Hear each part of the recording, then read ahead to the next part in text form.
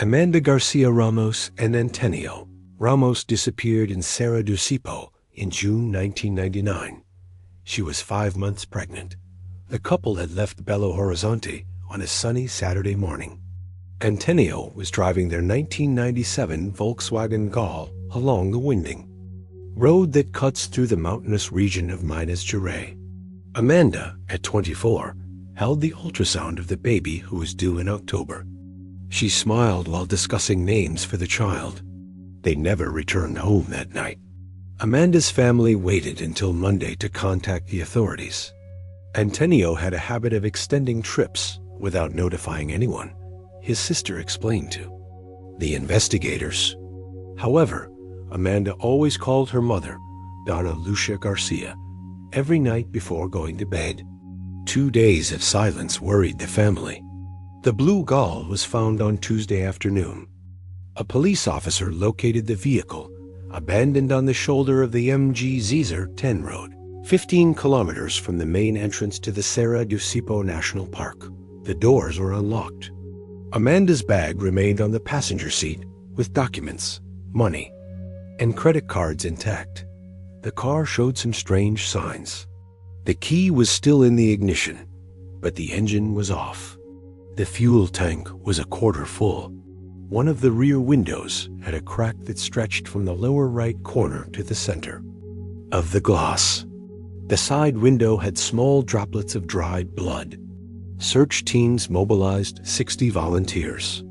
Firefighters, police officers, and civilians combed the trails, waterfalls, and caves of the area for 8 consecutive days.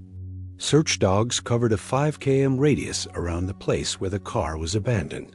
Helicopters flew over valleys and rocky slopes covered by the dense vegetation of the Minas Gerais highlands. The investigators interviewed 43 people. Shopkeepers from Santana do Riacho confirmed that the couple had bought water and sandwiches at a snack bar around 2 p.m. on Saturday. A tour guide reported seeing a blue Gol parked near the trail to the Vel da Noiva waterfall at 3:30 p.m. After that, there were no further leads. Amanda's pregnancy added urgency to the search. Delegate Marcos Vinicius Santos coordinated the operations with the hope of finding the couple alive. The baby could arrive at any moment if Amanda had survived. The first days after the disappearance, weeks turned into months. Media coverage gradually diminished. The search was called off in August 1999 after consuming resources equivalent to real $250,000 in current values. The case of Amanda and Antonio remained archived for a decade. Relatives organized sporadic private searches. Donna Lucia hired 3 different private detectives. None found conclusive evidence about the couple's fate. In March 2009, a group of tourists from São Paulo decided to explore a little-known trail in the Serra do Cipó. They were looking for secluded waterfalls to photograph. What they found would change everything. The discovery would not only reveal the fate of Amanda and Antonio, but also uncover a secret that no one had considered. Amanda Garcia Ramos grew up in the Funcionarios neighborhood in Belo Horizonte, in a simple 3-bedroom house on Goncalves Dias Street. She was the only daughter of Donna Lucia Garcia, a retired elementary school teacher, and João Garcia, an accountant at a construction company. The family lived modestly, but there was always love and education for the girl. Amanda was studying pedagogy at the Federal University of Minas Gerais when she met Antonio. At 24, she showed a genuine passion for early childhood education and dreamed of opening a daycare in the neighborhood where she grew up.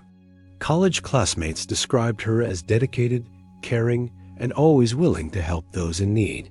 She maintained high grades and actively participated in outreach projects in underserved communities on the outskirts of Belo Horizonte. Amanda taught children to read and write on weekends, a volunteer job she considered her preparation for the career of her dreams.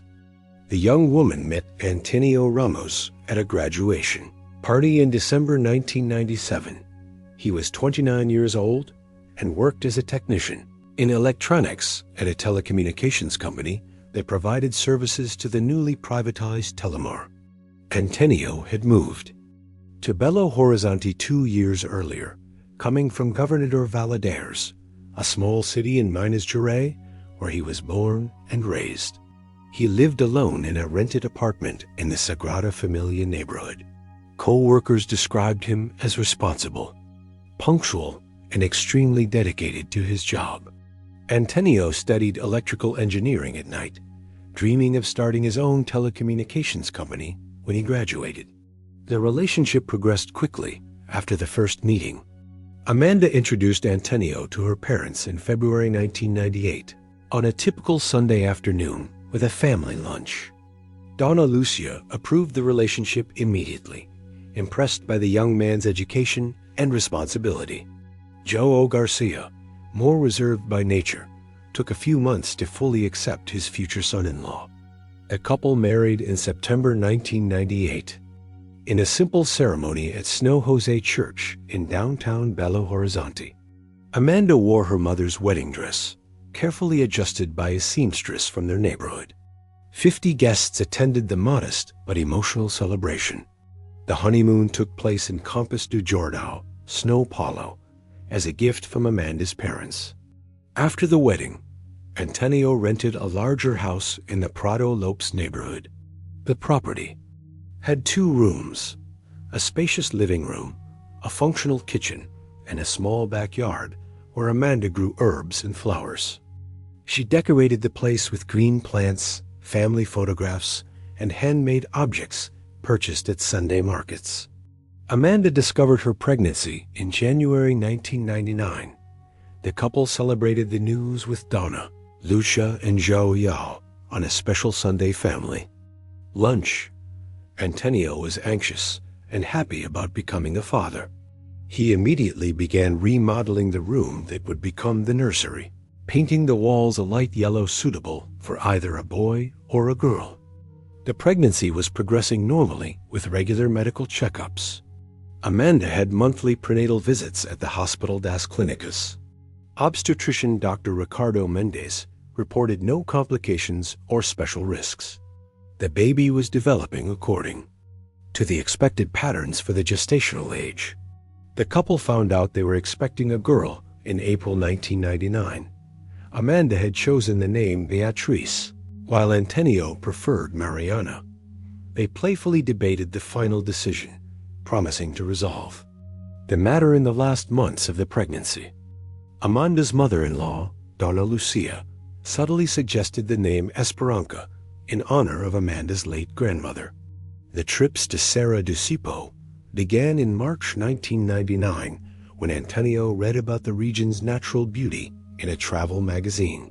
The first excursion took place on a sunny Sunday, visiting the famous Vel da Noiva waterfall. On Tuesday, June 15, 1999, at 2:20 p.m., Sergeant Carlos Henrique de Silva found the blue Volkswagen Gol. He was patrolling the MG010 highway when he noticed the vehicle parked irregularly on a narrow shoulder near kilometer 87 of the road that cuts through Serra do Cipó. The car was positioned perpendicular to the road, with the front facing a 3-meter-high embankment. The rear wheels were nearly touching the edge of the asphalt, creating an imminent danger for other drivers. Any vehicle passing the sharp curve would have difficulty avoiding a collision with the abandoned Gol. Sergeant Carlos immediately radioed the operations center before approaching the suspicious vehicle. The license plate matched exactly the description in the report filed by the Garcia Ramos family the previous Monday. He donned procedure gloves and carefully examined the exterior of the car. The bodywork showed no signs of frontal, side, or rear collision. The tires were in good condition, with no punctures, excessive wear, or signs of violent skidding. The windshield remained completely intact, without cracks or impacts. Only the right rear window showed a concerning crack that extended 40 centimeters. The sergeant carefully tested all the doors of the vehicle. Surprisingly, all were unlocked. He opened the driver's side door and leaned in to examine the interior of the car. The key remained in the ignition, but in the completely off position. The gear shift was in neutral, and the handbrake was correctly engaged. Amanda's handbag occupied the passenger seat, seemingly untouched. Inside, investigators later found the couple's identification documents, $340 in cash, 2 credit cards, house keys, lipstick, tissue papers, and the most recent ultrasound of the baby. Antonio's cell phone was stored in the compartment between the front seats, with the battery completely drained. On the back seat, a blue hiking backpack contained 2 partially consumed bottles of mineral water, sandwiches wrapped in aluminum foil, and a Kodak camera with partially used film. The trunk revealed completely ordinary items for any driver: a spare tire in good condition, a hydraulic jack, organized wheel keys, an empty plastic water jug, and a basic toolkit. Nothing appeared out of place, disturbed, or improperly removed. Delegate Marcos Vinicius Santos arrived at the scene at 3:45 p.m., accompanied by experienced investigator Paulo Roberto Oliveira and the criminal forensics team. They immediately isolated a 50-meter area around the vehicle with yellow tape, establishing a security perimeter to preserve evidence. The forensic team systematically collected fingerprints from the steering wheel, interior, and exterior door, handles, gear shift, handbrake, and rear-view mirrors. The experts found fingerprints from 2 different people, presumably Amanda and Antonio, with no signs of third-party prints inside the vehicle. Investigator Paulo carefully examined the ground surrounding the abandoned vehicle. The asphalt, heated by the intense sun, didn't preserve clear footprints or define tracks, but he managed to identify tire marks that perfectly matched the pattern of the Blue Gull's tires. The marks on the asphalt indicated that the vehicle had stopped abruptly, with clear signs of skidding extending for approximately 2 meters before the final stop. The evidence suggested emergency braking or an evasive maneuver performed by the driver. The crack in the rear window continued to puzzle the specialized experts. The glass was not completely shattered, only cracked in an irregular and seemingly random line. There was no visible external impact that would satisfactorily explain the observed damage. But one fundamental question remained completely unanswered. Where were Amanda and Antonio? On Thursday morning, June 17th, João Batista Ferreira, a 52-year-old resident of Santana do Riacho, voluntarily approached the local police station. He claimed to have crucial and detailed information about the mysterious disappearance of Amanda Garcia Ramos and Antonio Ramos. The man worked as a caretaker on a rural property near the mountains. João Batista reportedly witnessed a heated argument between a couple near a blue Volkswagen Gol on the afternoon of Saturday, June 12th. According to his account, he was riding his Honda motorcycle on the MG010 when he spotted the scene around 4:30 p.m. The caretaker described in detail a visibly pregnant woman gesturing in an agitated and nervous manner, while a young man tried repeatedly to calm her down. He claimed to have slowed down his motorcycle upon noticing the apparently violent nature of the argument, but decided not to interfere in the domestic dispute. Delegate Marcos Vinicius Santos interrogated João Batista for 2 consecutive hours in a reserved room at the police station. The caretaker provided specific and convincing details that seemed to unequivocally confirm his presence at the site of the alleged incident. He accurately described the exact color of the car, the physical appearance of the missing couple, and even specific clothing. João Batista categorically stated that Amanda was wearing a vibrant yellow blouse and light blue jeans, a description that perfectly matched the information provided by the family about the clothes she was wearing the day of her disappearance. Antonio was wearing a simple white t-shirt and dark blue denim shorts, which also matched family reports. Investigator Paulo Roberto Oliveira meticulously recorded every detail of the testimony, apparently relevant. João Batista stated that he observed the couple getting into the vehicle after a few minutes of intense argument and driving down the road toward Conceito de Mato Dentro, a town in the interior of Minas Gerais, approximately 80 kilometers from Serra do Cipó. The information completely redirected the search and rescue operations. Specialized teams urgently moved to the Conceito de Mato Dentro region, mobilizing considerable human and financial resources. Military and civilian police systematically questioned local residents, rural inn owners, merchants, and gas station attendants. Surprisingly, no one in the region remembered seeing the missing couple or the distinctive blue Volkswagen Gol during that weekend. The total absence of independent confirmations began to raise doubts about the veracity of João Batista's testimony. Dona Lucia Garcia immediately questioned the version presented by the caretaker when she learned the details of his statement from the investigators.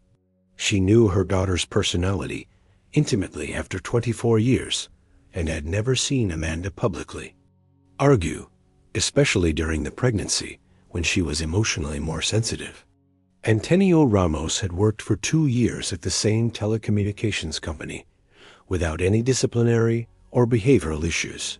Co-workers described him as a reserved, responsible, and completely reliable person.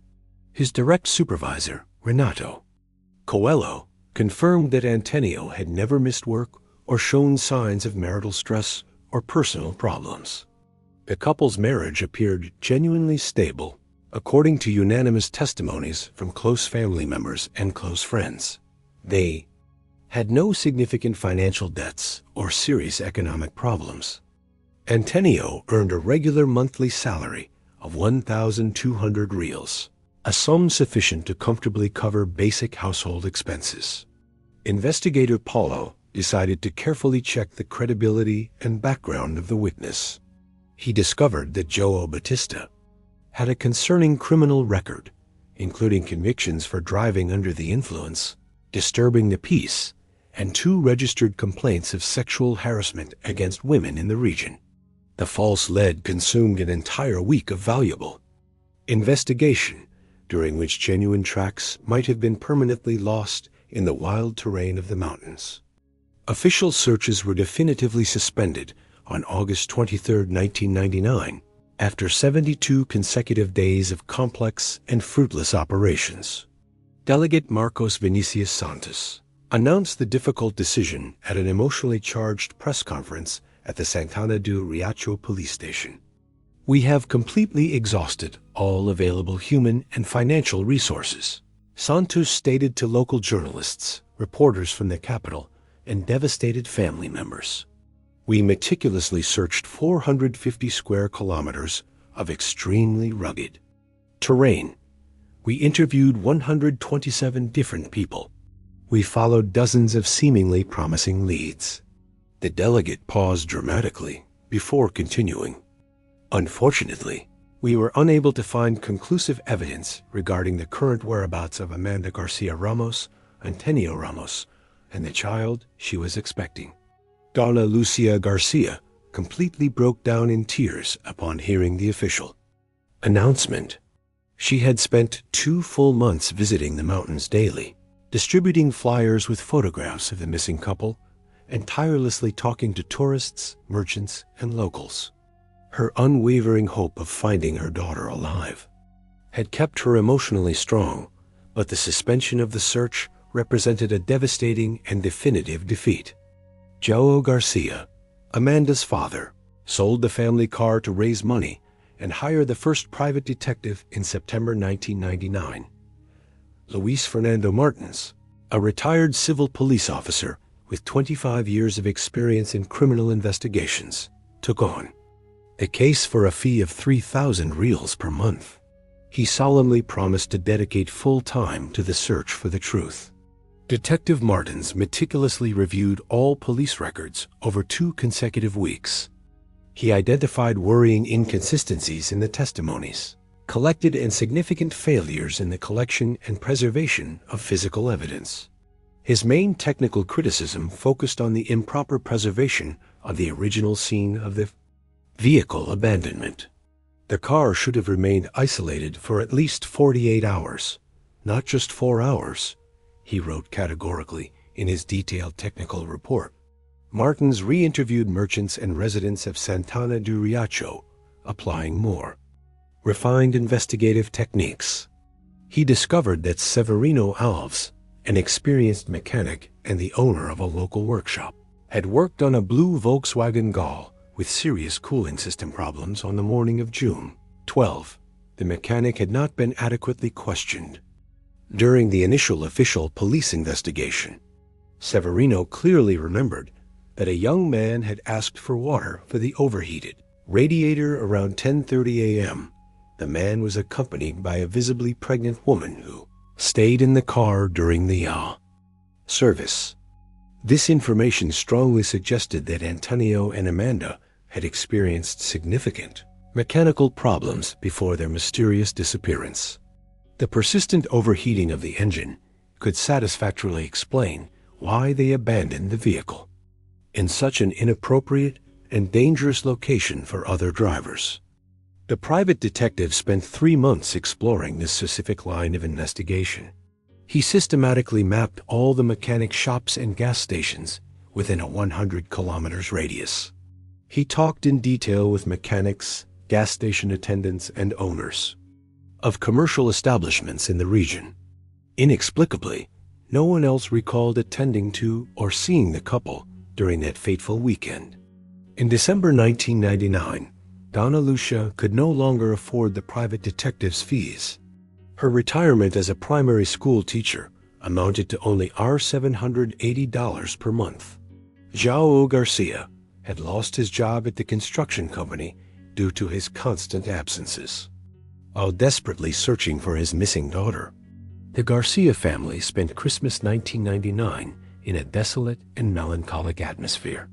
The traditional dinner table had seats carefully prepared for Amanda, Antonio, and the baby who should have been born in October but never came into the world. In March 2009, exactly 10 years after the disappearance, 4 tourists from Snow Paulo decided to explore unmapped trails in Serra do Cipó during a long holiday weekend. Rafael Souza, a 34-year-old civil engineer, led the adventurous group, which included his wife Carla, a landscape architect, his brother-in-law Diego, a climbing instructor, and Patricia, Diego's girlfriend and a professional photographer. The technical find strongly suggested that Antonio or Amanda had been carrying a second camera during their final hike, likely to document unexplored places in the mountains. Investigator Paulo Roberto Oliveira, now with 2 decades of accumulated experience, carefully studied detailed topographic maps of the mountainous region. He identified that there was an unofficial and extremely dangerous trail connecting the tourist area of Cachorra Vel da Noiva to the ravine where the bodies were discovered. The trail was known exclusively to native locals and rarely used by inexperienced tourists due to the evident risks it posed. Severino Alves, the experienced mechanic who had assisted Antonio on the morning of June 12th, was re-interviewed methodically by Delegate Fernando Silva. This time, under the pressure of a homicide investigation, he provided crucial additional information that had completely been overlooked 10 years earlier during the chaos of the initial search efforts. A young man specifically asked about secret and hidden trails in the mountains. Severino recalled with renewed clarity. He wanted to know about wild places that regular tourists never visited. I casually mentioned the dangerous Pedra Forada Trail, which leads directly to a beautiful ravine with a crystal-clear natural lagoon. Pedra Forada was a geological formation strategically located halfway between Cachorra Vel da Noiva and the fatal ravine, where the bodies were found. Local residents traditionally used this visual reference to guide experienced hunters and fishermen who knew the region's dangers intimately.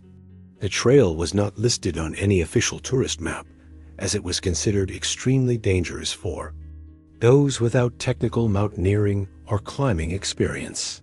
The antagonist was not a violent criminal, but the unforgiving mountains themselves, combined with the couple's inexperience and a series of reckless decisions that created perfect conditions for an avoidable tragedy.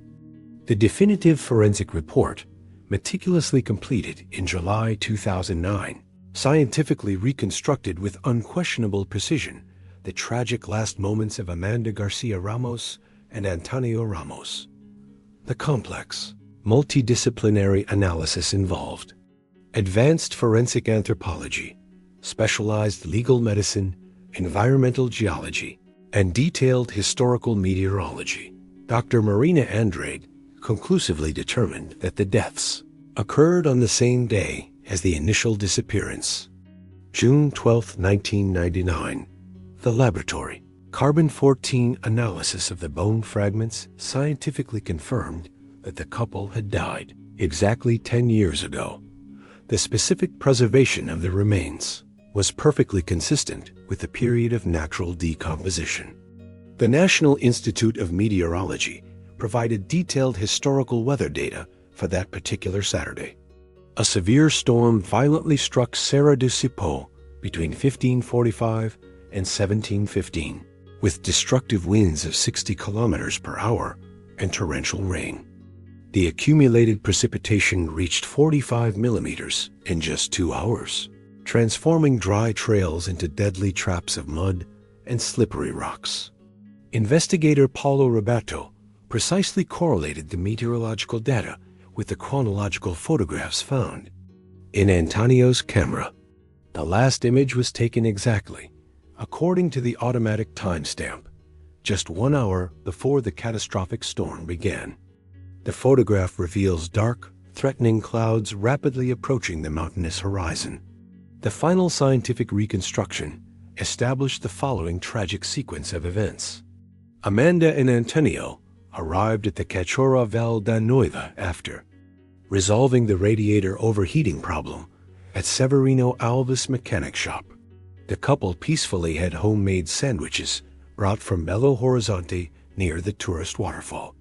Amanda photographed colorful wildflowers while Antonio carefully studied the topographic map of the mountainous region. Directly influenced by Severino's detailed information about secret trails and unexplored places, Antonio convinced Amanda to boldly explore the dangerous unofficial Pedra Ferrada Trail. She hesitated initially due to her advanced pregnancy, but agreed to walk slowly. The couple found the almost imperceptible entrance to the unofficial and extremely risky trail. Antonio eagerly carried the second camera to professionally document wild, unexplored places not visited by ordinary tourists. They reached the Pedra Ferrada rock formation after an exhausting 45-minute walk. The terrain became progressively more difficult and dangerous. Amanda felt increasing fatigue and wisely suggested returning immediately, but Antonio recklessly insisted on continuing to the promised ravine. Heavy, threatening clouds rapidly covered the sky. Antonio finally noticed clear signs of the approaching storm and decided to quicken their pace to reach safe shelter in the ravine before the torrential rain began. The intense rain started when they were exactly on the most dangerous part of the trail, a narrow and treacherous passage above the deep ravine. The limestone rocks became instantly slippery, like wet soap. Antonio slipped first while desperately trying to help Amanda descend a particularly difficult rocky passage. He fell about 8 meters, violently hitting his head against a sharp rock at the bottom of the ravine. The brutal impact caused an immediately fatal skull fracture. Amanda, completely desperate, instinctively tried to descend to help her severely injured husband, but tragically slipped due to the added weight of her pregnancy and the wet rocks from the torrential rain. She fell sideways, suffering multiple RIB fractures that punctured vital internal organs. Both died quickly due to severe traumatic injuries, with no possibility of calling for help or communicating their location. The storm continued intensely for another hour, completely masking any sounds they might have made while agonizing. The decade-long mystery was finally solved through modern forensic science. Donna Lucia Garcia solemnly received the remains of her daughter, son-in-law, and unborn granddaughter in Fodder, August 2009, 10 years after the disappearance that had devastated her life. The wake took place emotionally at the same Snow Jose church where Amanda and Antonio had celebrated their happy marriage 11 years earlier. 300 people respectfully attended the final ceremony, including Amanda's university colleagues, distant relatives, local residents who participated in the initial searches, and authorities who worked on the case. The coffin remained respectfully closed, containing the 3 sets of remains carefully gathered in a single special urn. Donna Lucia chose to bury them together forever in the Park da Colina Cemetery in Belo Horizonte. The white marble gravestone bore the emotional inscription, Amanda, Antonio, and Beatriz, united forever in eternity. Joe Garcia could not bear the devastating emotion of the final reunion with his daughter after an entire decade of torturous uncertainty and buried hope. He suffered a fatal heart attack during the wake and passed away at the Hospital das Clínicas 3 days later. At the age of 62, close friends stated that he literally died of a broken heart, relieved to finally know the fate of his beloved daughter, but completely devastated by the definitive confirmation of the irreplaceable loss. Delegate Fernando Augusto Silva officially closed the case in September 2009.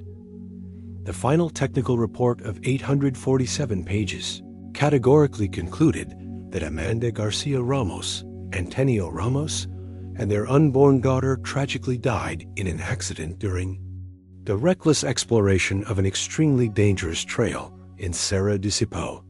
Environmental authorities at the national park immediately installed red warning signs at the entrance to the Pedra Ferrada Trail. The signs specifically warn about the grave risks of fatal accidents and strongly recommend the mandatory accompaniment of experienced and certified guides. The trail was officially incorporated into tourist maps with the highest rating for extreme difficulty. Severino Alves, the mechanic who guided Antonio about secret trails, has carried a heavy burden of guilt for the accident for 15 years. He completely stopped recommending alternative paths to inexperienced tourists. I should have realized immediately that they were unprepared for that deadly trail, he laments daily. The Snow Paulo tourists who discovered the bodies maintained emotional contact with Donna Lucia until her death. Rafael Souza religiously visited the Garcia family grave every year on March 15th, the anniversary of the traumatic discovery. He considered finding Amanda and Antonio to be both the best and the worst experience of his life. The case inspired fundamental changes in the search and rescue protocols of the military police of Minas Gerais. Specialized teams now use modern drones and advanced GPS technology to explore remote areas with superior efficiency. The avoidable tragedy of Amanda and Antonio contributed to saving other lives in similar situations. Serra do Cipó continues to attract thousands of tourists annually, but experienced visitors now know the tragic story of the couple. Their deaths serve as a permanent reminder of the hidden dangers of Brazil's mountains. If this investigation touched your heart, please subscribe to the channel and click like to support us. The experienced quartet had systematically visited the main tourist attractions of the region during the first 2 days of their planned trip. On the sunny Sunday, March 15th, they were seeking more challenging and exciting adventures away from the noisy crowds of conventional tourists filling the traditional trails.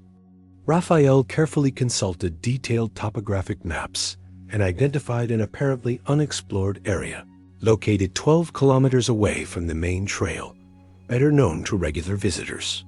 The area was not listed in any of the commercial tourist guides available. At local inns and hotels, let's look for secret waterfalls that no one has discovered yet. Raphael enthusiastically suggested during breakfast at the rustic inn where they were staying. The group unanimously agreed to trek through completely unexplored territories, properly equipped with modern GPS, safety ropes, and appropriate mountaineering gear. They parked the vehicle on the main road at 8:30 a.m. and boldly set off alone. A poorly defined secondary trail that wound irregularly between impressive rock formations. The terrain was extremely rugged, covered in dense vegetation and loose stones, requiring constant attention and care as they progressed. After 2 hours of moderately difficult hiking, the group spotted a deep and mysterious ravine, completely hidden by large trees and lush vegetation. Raphael immediately consulted the portable GPS and confirmed that the area was not on any of the official tourist maps available to the public. The technical descent to the bottom of the ravine appeared to be possible, but it presented obvious risks that required climbing experience. Diego, an experienced mountaineer certified in rappel techniques, tied specialized ropes to a sturdy tree and cautiously descended first to check the terrain's safety. He signaled positively that the ground below was geologically stable and that there were clear signs of a nearby natural spring. The rest of the group descended methodically with safety gear, following strict mountaineering protocols. The bottom of the ravine formed a natural circular clearing of approximately 50 meters in diameter. Moss-covered stones created natural seats arranged around a small crystalline lagoon, constantly fed by a stream of water emerging from the rocks. The location had an indescribable wild beauty and absolute tranquility. Carla began systematically photographing rare wildflowers when she noticed something completely strange and out of place among the rocks near the edge of the natural lagoon.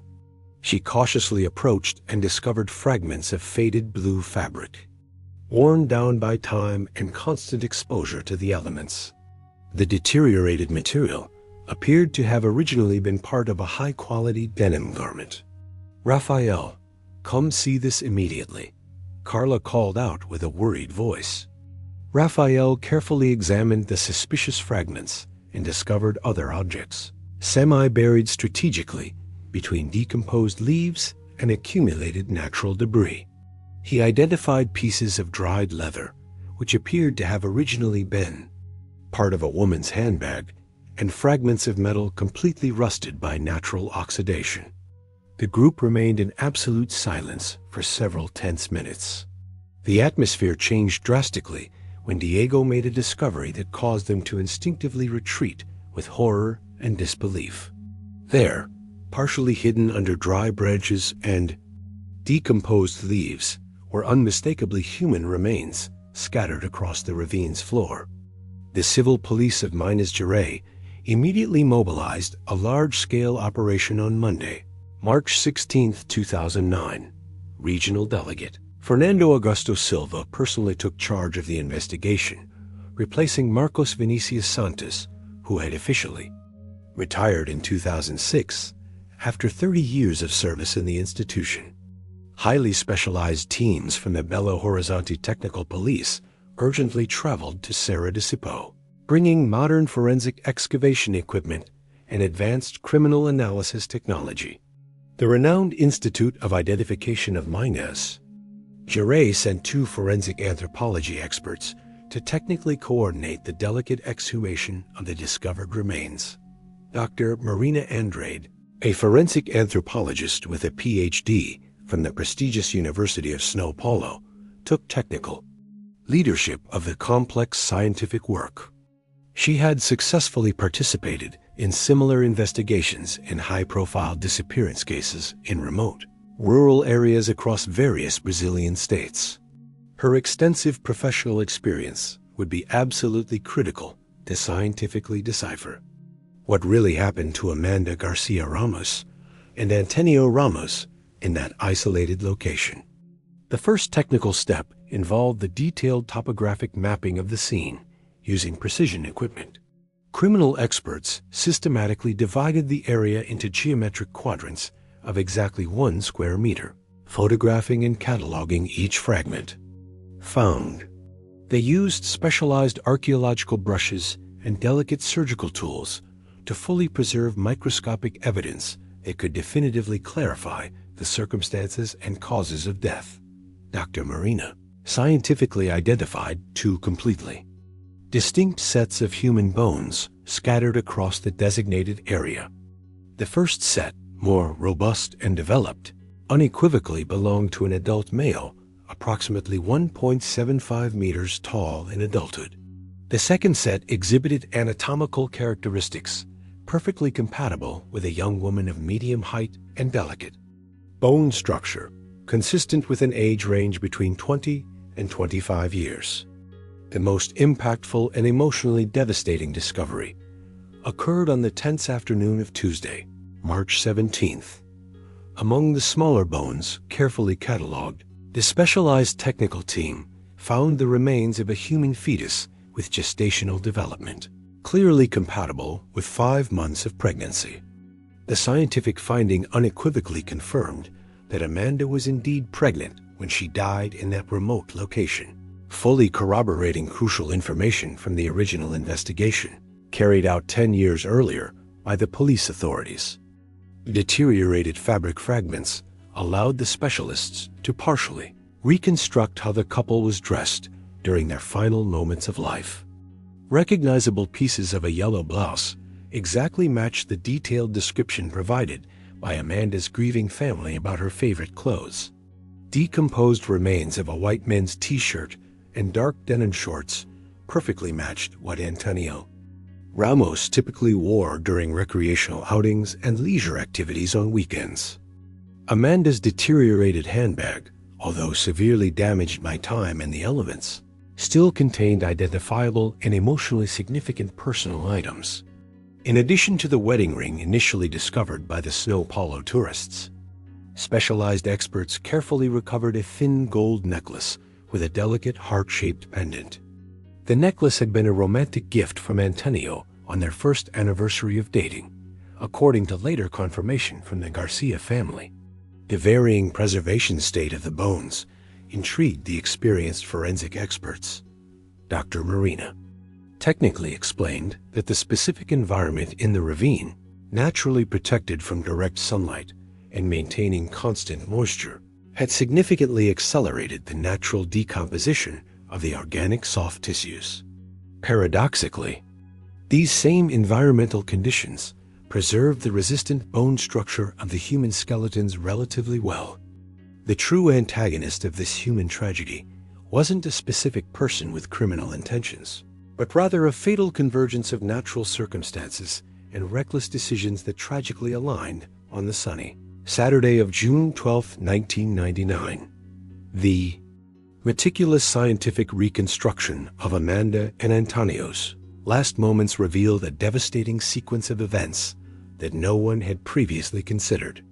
The specialized forensic analysis of the Kodak camera, found intact in the abandoned vehicle, provided the first truly crucial clue for the investigators.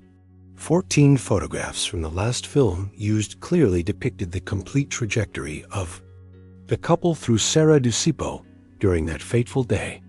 The first colored images showed them smiling radiantly and relaxed near the famous Cachorra Vel da Noiva around noon, when the sun was still shining intensely over the Minas Gerais mountains. Expert Jose Maria Fonseca, a veteran with 20 years of experience, professionally digitized all the discovered photographs and meticulously analyzed the seemingly insignificant background details. One specific photograph, taken according to the automatic timestamp on the camera, showed Antonio enthusiastically pointing to a distant and mysterious rock formation. This was exactly the geographical direction of the isolated ravine where the bodies were discovered by tourists a decade later. Dr. Marina Andrade conducted a second, even more detailed excavation in the ravine to systematically search for additional clues regarding how the couple had reached that remote and seemingly inaccessible location. 50 meters from the point where the remains were initially discovered, the team found scattered fragments of a second identical camera to the one found in the vehicle. The camera was completely destroyed and unrecognizable, as if it had violently fallen from a great height onto the jagged rocks at the bottom. Small pieces of twisted metal, shattered glass, and plastic components were spread across an irregular 3 square meters area.